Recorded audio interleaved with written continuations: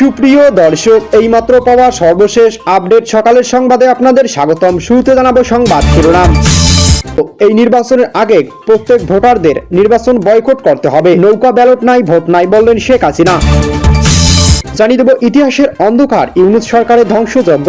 গত 17 মাসে ইউনূসের চাঞ্চল্যকর তথ্য ফাঁস। 2024 সালে নির্বাচন কোনো কারচুপি হয়নি। বিরোধী দল বিএনপি নির্বাচন বয়কটের সিদ্ধান্ত নিয়েছিল। ইউনূসের চাঞ্চল্যকর তথ্য ফাঁস। গত 17 মাসে 6000 নিখোঁজ, রাষ্ট্র নীরব, প্রশ্নের মুখে অন্তর্বর্তী সরকার। এদিকে জালিম বিএনপির হাতে শেরপুর 3 আসনে জামাতে ইসলামের সেক্রেটারি মাওলানা রেজাউল করিম শহীদ হয়েছেন।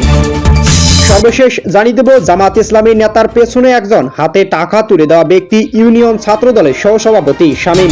বিস্তারিত। সুপ্রিয় দর্শক মন্ডলী, এতক্ষণ শুনছিলেন সংবাদ শিরোনাম, এবার জানাবো বিস্তারিত। তার আগে অনুরোধ থাকবে ভিডিওটি ভালো লাগলে এবং সর্বশেষ আপডেট সংবাদ পেতে চ্যানেলটি সাবস্ক্রাইব করুন। ধন্যবাদ। এদিকে আওয়ামী লীগ ছাড়া নির্বাচন নয়, নাম সর্বস্ত্র প্রহসন, আন্তর্জাতিক সতর্কতা। যুক্তরাষ্ট্রের 4 সংসদ সদস্যের সাম্প্রতি বিবৃতি মোহাম্মদ ইউনূসের তথাকথিত অন্তর্বর্তী সরকার মুখোশ আরো একবার খুলে দিয়েছে। 2024 সালে জুলাই মাসে বিদেশি অর্থায়নে পরিচালিত সুপরিকল্পিত দাঙ্গার মাধ্যমে জনগণের নির্বাচিত সরকারকে উৎখাত করে ক্ষমতা দখলকারী এই অবৈধ কাঠামো এখন ফেব্রুয়ারিতে আরেকটি নির্বাচন প্রহসনের আয়োজন করতে চলেছে। এদিকে ব্যাপক জনসমর্থন রয়েছে আওয়ামী লীগ এমন রাজনৈতিক দলকে নিষিদ্ধ করা জাতিসংঘ কোন যুক্তরাজ্য সহ বাংলাদেশের দীর্ঘদিনের মিত্র দেশগুলো নির্দেশনা সম্পূর্ণ বিপরীত। তারা পরিষ্কার করে বলেছেন, কোন অনির্বাচিত সরকার বাংলাদেশের ভোটারদের উপর এমন বিধিনিষেধ আরোপ করার অধিকার নেই। প্রধান রাজনৈতিক দলগুলোর বাদ দিয়ে যে নির্বাচন তা কখনোই গণতান্ত্রিক হতে পারে না। আওয়ামী লীগ একটি রাজনৈতিক দল নয়, এটি বাংলাদেশের স্বাধীনতা সংগ্রামের নেতৃত্ব দানকারী সংগঠন। দেশের সংখ্যাগরিষ্ঠ মানুষের আস্থা ও সমর্থন এই নিয়ে এই দল বারবার ক্ষমতায় এসেছে। এই দলকে নিষিদ্ধ করে নির্বাচন করার অর্থ হলো কোটি কোটি মানুষের ভোটাধিকার কেড়ে নেওয়া। ইউনূস এবং তার সমর্থকরা যতই চেষ্টা করুক না কেন বাংলাদেশের রাজনীতি থেকে আওয়ামী লীগকে মুছে দেওয়া সম্ভব নয়। এটি একটি প্রতিষ্ঠিত সত্য যা আওয়ামী লীগের অংশগ্রহণ ছাড়া বাংলাদেশের নির্বাচনী জনগণের প্রকৃত প্রতিনিধিত্ব করতে পারে না। এদিকে বাংলাদেশের জনগণ জানে আওয়ামী লীগ তাদের প্রকৃত প্রতিনিধি এবং ক্ষমতার জন্য কাউকে প্রভু হিসেবে ব্যাখ্যা করে না। ফেব্রুয়ারিতেই তথাকথিত নির্বাচন হয়তো অনুষ্ঠিত হবে, কিন্তু তা কখনোই বাংলাদেশের জনগণের ম্যান্ডেট পাবে না। দুনিয়ার কোনো গণতান্ত্রিক দেশ এই প্রহসনকে বৈধ নির্বাচন বলে স্বীকৃতি দেবে না। এদিকে ইতিহাসের অন্ধকার ইউনূস সরকারের ধ্বংসযজ্ঞ। ইয়াহিয়া খান মাত্র 9 মাসে বাঙালি জাতির যে ক্ষতি করেছিল, ইউনূস সরকার 17 মাসে তার বহুগুণ বেশি ক্ষতি সাধন করছে। একথা আজ আবেগ বা অতিরঞ্জন নয়, বাস্তবতা নির্মম হিসাব। একজন প্রকাশ্য দখলদার যুদ্ধের ময়দানে ধ্বংস চালিয়েছে অন্যজন। তথাকথিত ত্রাণকর্তা শান্তি ও সংস্কারের মুখোশ পরে রাষ্ট্র ব্যবস্থার মেরুদণ্ড ভেঙে দিয়েছে। ইয়াহিয়ার অপরাধ ছিল দৃশ্যমান, ট্যাঙ্ক, বুলেট, গণহত্যা। ইউনূস সরকারের ক্ষতি ছিল নিঃশব্দ, ছদ্মবেশী রাষ্ট্রীয় প্রতিষ্ঠান দুর্বল করা, অর্থনীতি অচল করা, সমানে এবং বাংলাদেশের সমাজে বিভাজন উস্কে দেওয়া এবং ন্যায় বিচারকে প্রহসনে পরিণত করা। একদিকে যুদ্ধের ধ্বংসস্তূপ, অন্যদিকে শান্তির নামে রাষ্ট্রের মারাত্মক ব্যর্থতার পদ্ধতি হিসেবে হলেও পরিণত অভিজ্ঞ। ফলাফল আজ স্পষ্ট, অর্থনীতি স্থবির, প্রশাসন বিভ্রান্ত, আইন শৃঙ্খলা ভঙ্গুর, সমাজ বিরক্ত। মানুষের আস্থা ভেঙে পড়ছে। এই ক্ষতি পরিসংখ্যান ধরা পড়ে না, মূল্য দিতে হবে আগামী প্রজন্মকেই। এদিকে 2018 সালের নির্বাচন অনিয়ম আমরা চাইনি, প্রশাসনের অতি উৎসাহীরা করেছে বলেন সজীব ওয়াজেদ জয়। সাবেক প্রধানমন্ত্রী শেখ হাসিনার শাসনামলে 2018 সালে জাতীয় নির্বাচনে অনিয়মের কথা স্বীকার করলেও এর দায় প্রশাসনের উপর চাপিয়েছেন তার ছেলে ও সাবেক তথ্য ও প্রযুক্তি বিষয় উপদেষ্টা সজীব ওয়াজেদ জয়।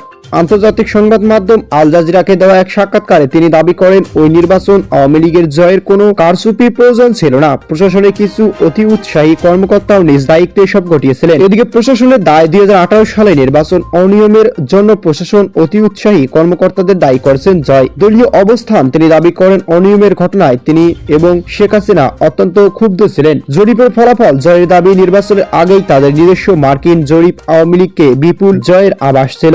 2024 নির্বাচন সর্বশেষ 2024 সালে নির্বাচন কোনো কারচুপি হয়নি। বিএনপি নির্বাচন বর্জন করায় তা একতরফা মনে হতে পারে। জয় বলেন, 2018 সালে নির্বাচনের আগে আমাদের জরিপ এবং আমেরিকানদের জনমত জরিপ উভয় দেখাচ্ছিল যে আওয়ামী লীগ বিপুল ব্যবধানে জয়লাভ করবে। আমরা কেউ কোনো অনিয়ম চাইনি। সাক্ষাৎকার শেষে পর্যায়ে বর্তমান পরিস্থিতি প্রসঙ্গে টেনে জয়, এখন যখন প্রধান রাজনৈতিক দলগুলো কোণঠাসা হয়ে যাচ্ছে এবং অনিয়ম নতুন প্রমাণ মিলছে, তখন 2018 বা 2024 নিয়ে সরব থাকা পর্যবেক্ষকরা কেন চুপ ভূমিকা পালন করছেন।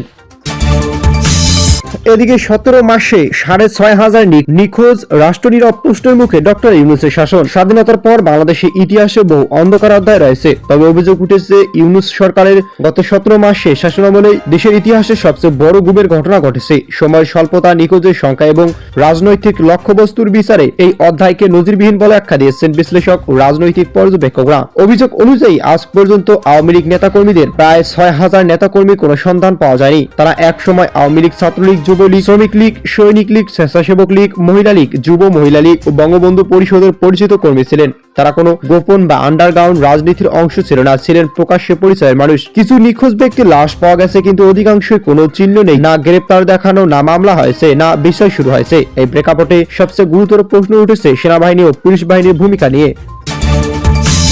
এদিকে পিনাকি ভট্টাচার্য বললেন, জালেম বিএনপির হামলায় শেরপুর 3 আসনের আওতাধীন শ্রীবর্দী উপজেলা জামাতে ইসলামের সেক্রেটারি মাওলানা রেজাউল করিম শহীদ হয়েছেন। ইন্না লিল্লাহি ওয়া ইন্না ইলাইহি রাজিউন। নির্বাচনী প্রচারের শুরুর পর এটি প্রথম রাজনৈতিক হত্যাকাণ্ড যা তথাকথিত বড় দল বিএনপির মাধ্যমে সংঘটিত হলো। সরকারি রিটার্নিং অফিসারের সামনে সরাসরি ইস্তেহার পাঠ অনুষ্ঠানে এ হামলার ঘটনা ঘটে। যথারীতি বিএনপি তাদের শেরপুর জেলা কমিটি স্থগিত করেছে। আগামী 3 মাস পর তাদের আবার ফিরিয়ে নেওয়া হবে। যেভাবে 5ই আগস্টের পর সকল বহিষ্কৃত নির্বাচনী আগে আবার দলে ফিরিয়ে নেওয়া হয়েছে। প্রিয় দেশবাসী, নব্য জালিমদের বিরুদ্ধে আপনারা রুখে দাঁড়ান। ইনসাফের কাফেলা মাওলানা রেজাউল করিমের শহীদের মৃত্যু সৃষ্টিকর্তা যেন কবুল করেন। আমরাই বাংলাদেশ ইনকিলাব জিন্দাবাদ। এদিকে জামাত নেতার পেছনে একজনের হাতে টাকা তুলে দেওয়া ব্যক্তি ইউনিয়ন ছাত্র দলের সহসভাপতি শামীম। সম্প্রতি দেশের বিভিন্ন সংবাদ মাধ্যম ও সামাজিক যোগাযোগ মাধ্যমে ভোটারদের মাঝে নগদ টাকা বিতরণের সময় জনতার তোপের মুখে জামাত নেতা এমন শিরোনামে একটি ভিডিওতে ছড়িয়ে পড়ে, যেখানে দাবি করা হয় কাজী নুরুল ইসলাম নামের ওই জামাত নেতা ভোটারদের মাঝে টাকা বিতরণ করেন। টাকা বিতরণের সময় তার সঙ্গে উপজেলা জামাত ইসলামের সাংগঠনিক সম্পাদক রবিউল আলম সহ আরো কয়েকজন নেতাকর্মী উপস্থিত ছিলেন। ভাইরাল হওয়া 19 সেকেন্ডের ভিডিওতে দেখা যায় 3 জন ব্যক্তি ক্যামেরার দিকে হাত উঁচু করে 1,500 টাকার নোট দেখাচ্ছেন। ভিডিওতে শোনা যায় কয়েকজন বলতে থাকেন, টেহা দিছে, এই টেহা দিছে। তবে সংবাদ মাধ্যম দ্য ডিসেন্টের অনুসন্ধানে উঠে এসেছে ভিন্ন চিত্র। স্থানীয় সাংবাদিক, পুলিশ, বিএনপি ও জামাত নেতাদের সঙ্গে কথা বলে নিশ্চিত হওয়া গেছে ভিডিওতে থাকা ব্যক্তি বিএনপির রাজনীতির সঙ্গে সংশ্লিষ্ট, যা সংবাদ মাধ্যমে প্রকাশিত তথ্যের সঙ্গে সাংঘর্ষিক।